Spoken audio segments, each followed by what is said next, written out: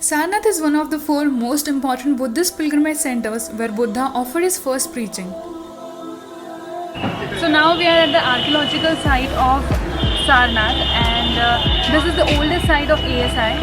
Here there are artifacts and findings during the excavation of the Sarnath. It houses near around 6,832 sculptures, and it seems pretty interesting. So let's see what this archaeological site has to offer us.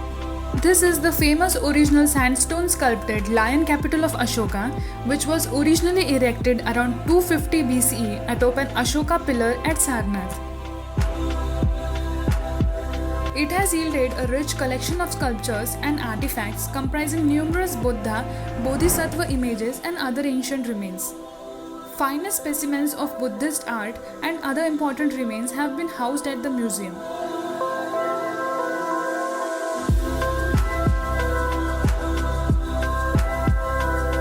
You can witness a collection of figures and sculptures from the Mauryan, the Kushana and the Gupta periods.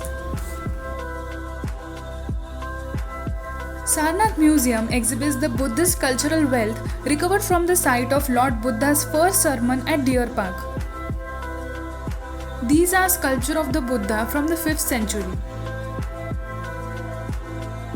An accidental discovery in 1990 unearthed one baked clay pot containing few gold objects in the premises of Myanmar temple adjacent to the excavated area of Sarnath.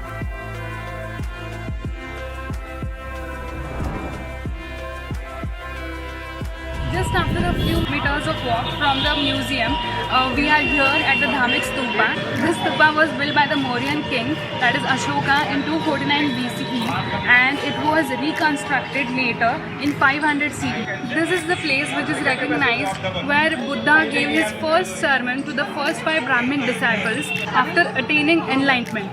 So let's see what this stupa looks like.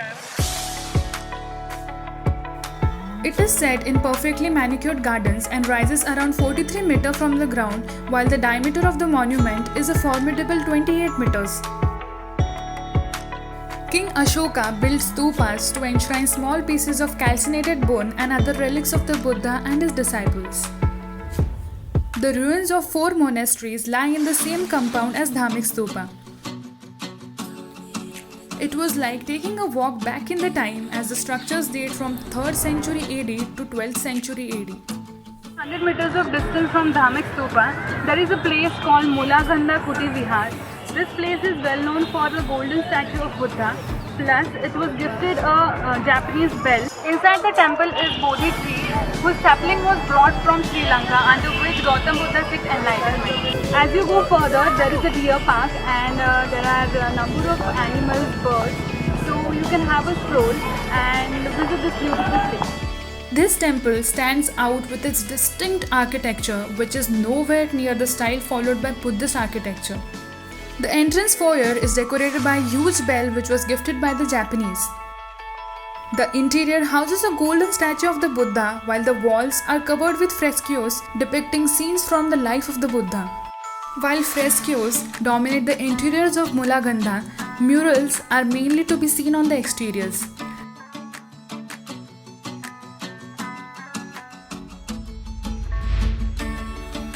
This is replica of Buddha delivering a sermon to his disciples.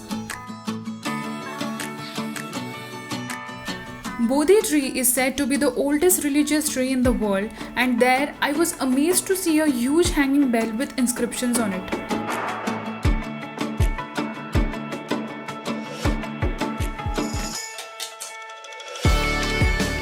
Once Buddha took the form of a deer and offered his life to a king to take the place of the dove that the king was planning to kill. Seeing this, the king was moved and constructed Deer Park in memory of Lord Buddha.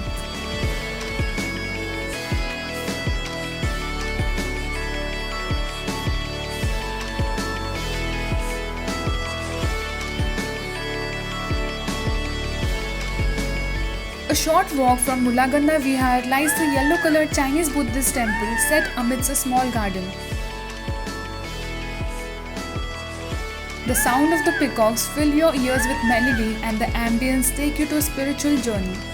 Chinese lanterns hang on the walls in very calm and uncluttered surroundings.